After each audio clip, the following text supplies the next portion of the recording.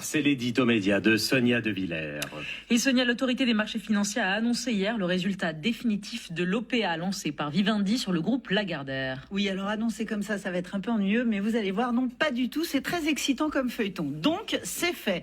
Vivendi, contrôlé par Vincent Bolloré, a acquis 57,35% de Lagardère. Mais tant que ce rachat n'est pas approuvé par les autorités de la concurrence, Vivendi se contentera de 22% des droits de vote. Ça n'a pas empêché Vincent Bolloré, je vous l'ai déjà raconté, de prendre le contrôle illico chez Lagardère, remaniant la grille d'Europe 1, plaçant ses hommes au journal du dimanche et à Paris Match et décapitant Hachette, Quick, numéro 1 de l'édition française, qu'il veut rapprocher de sa filiale à lui sur le marché du livre, Editis.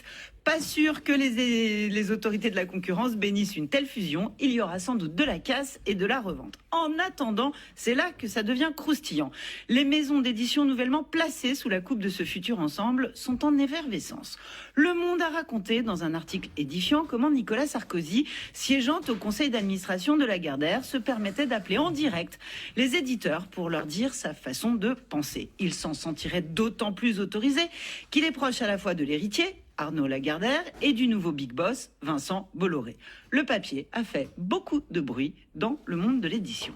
Chez Fayard, filiale de Hachette, la patronne, Sophie de Closet, connue pour sa capacité à faire des coups, éditrice de l'enquête qui a fait trembler Orpea, a claqué la porte voici 3 mois. On l'a dit arriver à la rentrée dans un groupe concurrent à la tête de Flammarion. Ce n'est pas encore confirmé. Alors qui pour la remplacer chez Fayard? Valérie Saporta, ancienne journaliste, chroniqueuse radio, candidate au municipal à la mairie de Paris dans 2 partis successifs, déjà directrice de collection chez Fayard et à ce titre, éditrice du livre Confidence de Cyril Hanouna.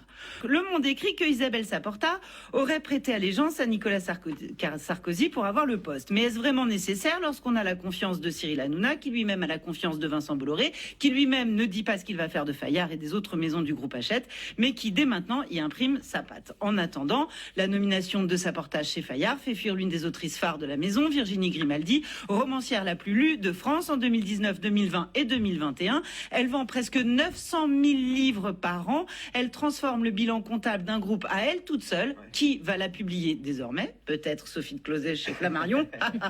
Les grandes manœuvres ne sont pas que boursières. Mais la vache, ce que vous connaissez votre sujet sur le bout des doigts, Sonia. France Inter.